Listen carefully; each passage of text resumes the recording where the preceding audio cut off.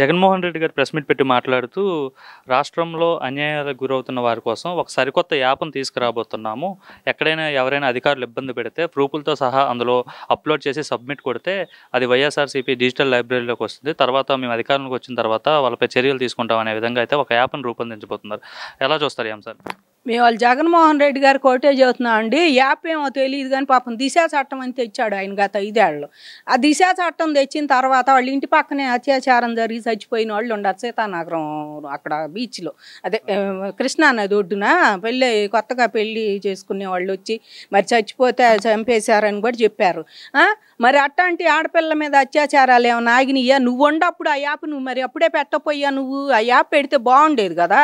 TDP వాళ్ళు ఇప్పుడు చేస్తున్నారు, ఈ చేస్తున్నారు, అవి చేస్తున్నారు అని అన్నావు. నువ్వు ఉండప్పుడు ఆ యాప్ పెడితే మీ వాళ్ళే 30 మంది పోయేవాళ్ళు మీ దగ్గరకు ఆ జైలుకి. అది ఎందుకంటే రంగనాయకమ్మ గారు ఒక ఆవిడకి దిశ చట్టం కూడా ఉపయోగించుకోవడం తెలియలా. సిఐడీలను పిలిపించి ఆమెను తీసుకెళ్ళావు. ఒకటి పాలిమర్ గ్యాస్ కేసులు విశాఖపట్నంది, ఆమె ఫార్వర్డ్ చేసిందని శంకర విలాస్ ఓనర్ ఆవిడని తీసుకెళ్ళి నువ్వు సిఐడీలను పిలిపించి కూర్చోబెట్టి ఆమెను గుంటూరు నుంచి హైదరాబాద్ దరిని కొట్టావు. మరి అప్పుడు ఆమెకు ఆ దిశ యాప్ తెలియలా. మరి అది ఉంది, చట్టం ఒకటి ఉందని చెప్పి నువ్వు చెప్పుకోవటమే కానీ ఎవరో పక్క రాష్ట్రంలో 4 ఎన్కౌంటర్ చేసి ఒక అమ్మాయి మీద అది నువ్వు యాప్ దిశ చట్టం అని తీసుకొచ్చి పెట్టావు ఇక్కడ ఆంధ్రాలో. అది ఎంతవరకు పని చేసింది? ఈ యాప్లు తెచ్చినా అంతే పని చేస్తాయి. ఇవాళ అధికారులు మీరు ఏది తెచ్చపోతే సరే మీరుండప్పుడు పిల్లల్ని వారి వామిలో పెట్టి తగలబెట్టారు. ఒక అబ్బాయిని వాళ్ళ అక్కాయిని టీచ్ చేస్తున్నాడని అడిగినందుకు. మరి అప్పుడు నువ్వు మాట్లాడలేదే? అప్పుడు మాట్లాడలేదేంది? సుధాకర్ భార్యను పలకరించలేదేంది? డాక్టర్ సుధాకర్ మాస్కులు లేదంటే పిచ్చోళ్ళ గుండు కొట్టించి రోడ్ల మీద పోలీసులు. అసలు ఆ సీన్ మరీ భయంకరం. నువ్వు పోలీసులను అంటున్నావు కదా, ఇప్పుడు చంద్రబాబు ఏట చెబితే ఆడ చేస్తున్నావు, అప్పుడు నువ్వు చెబితే చేశారు అయితే వాళ్ళు ఆ రకంగా డాక్టర్ని. కాబట్టి ఈయన తెచ్చే యాప్లు ఇవన్నీ పనిచేసేగా. అసలు వీళ్ళు వస్తారో రారు, అధికారంలో రాకూడదండి వీళ్ళు. ఎందుకంటే వాళ్ళ మధ్య స్కామ్ చూస్తున్నాం మనం. జగన్మోహన్ రెడ్డి కూడా లెక్కర్ స్కామ్లో అరెస్ట్ అవబోతాడనేసి అయితే ప్రచారం జరుగుతుంది. ఆయన రీసెంట్గా సతీ సమేతంగా గవర్నర్ అపాయింట్మెంట్ తీసుకుని గవర్నర్తో భేటీ కూడా అవ్వడం జరిగింది. ఇప్పుడు ఎందుకు కలిశాడో గవర్నర్ని తెలియదు కానీ పాపం ఈయన ప్రతిపక్ష హోదా కూడా లేదుగా. ఇప్పుడు గవర్నర్ని కలిసినా ఏముంది? గవర్నర్ నువ్వు చంద్రబాబు నాయుడు గవర్నర్ సంతకం పెట్టించావు, అరెస్ట్ చేసావా? ఆయన అరెస్ట్ చేసేటప్పుడు ఓ హోదా ముఖ్యమంత్రిగా ఉన్నాడంటే గవర్నర్ సంతకం కావాలి అరెస్ట్ చేయడానికి అని చెప్పేసి ఒక నిబంధన ఉందని చెప్పుకొచ్చారు అప్పుడు అందరూ. మరి నువ్వు నీకు అది కూడా లేదు. ఇప్పుడు మరి నువ్వు ఎందుకు కలిసినట్టు గవర్నర్ని తెలియదు కానీ లెక్కర్ స్కామ్లో బిగ్ బాస్ ఎవరు అంటే వాళ్ళ జగన్ పేరే వినపడుతుంది. ఎందుకంటే మిథున్ రెడ్డి అది కూడా అయిపోయింది, ఎందుకంటే ఆయన అరెస్ట్ చేశారు కాబట్టి. వీళ్ళందరూ ఎవరన్నా అరెస్ట్ చేయని అక్రమంగా అరెస్ట్ చేశారా అనాలి. వీళ్ళందరికీ ఒక తరఫీది ఇచ్చాడు జగన్మోహన్ రెడ్డి. ఏమనంటే పోలీసులు అరెస్ట్ చేసినప్పుడు అక్రమ అరెస్ట్ అని అరుస్తారు ఈ మొత్తం కలిపి. అసలు 11 మంది 10 మంది అరవట్లా. జగన్ తప్ప మిగిలిన ఎమ్మెల్యేలు ఎవరో కూడా పెద్దగా జనానికి తెలియట్లే. ఓడిపోయిన వాళ్ళు అరుతున్నారు ఇప్పుడు వాళ్ళందరూ. అక్రమ అరెస్టులు అని అరవండి. సిట్టు ముందు కూర్చుంటే తెలీదు, మర్చిపోయా, గుర్తులేదు, ఈ చెప్పండి ఈ మాటలు మాత్రం ఈ 3 బాగా వాళ్ళకి సిట్టు వీళ్ళకి తరఫీది బాగా ఇచ్చాడండి. ఈ కానీ ఇంకా ఎవరన్నా అరెస్ట్ చేయి కానీ అక్రమ అరెస్ట్ ఎట్ట అయింది?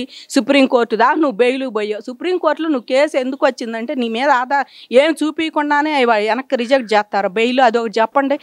కోర్టులు కూడా పిచ్చియ్యా? కోర్టులు అంత పిచ్చోళ్ళు వాళ్ళు. కాబట్టి వీళ్ళందరూ కూడా పైపెచ్చి వీళ్ళ పక్కనుండే ఐఏఎస్లే ఉండారు. మరి వాళ్ళు ఎందుకు ఊరుకున్నారు? నోరు మూసుకొని మాది అక్రమ అరెస్ట్ అని వాళ్ళు అంటలేదే.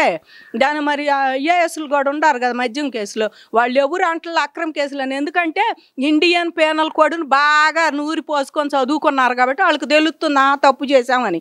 మీరు రాజకీయ నాయకులు కనుక మీకు అది అక్రమ అరెస్ట్ అంటే సరిపోయిద్దో మాట అనుకుంటున్నారు.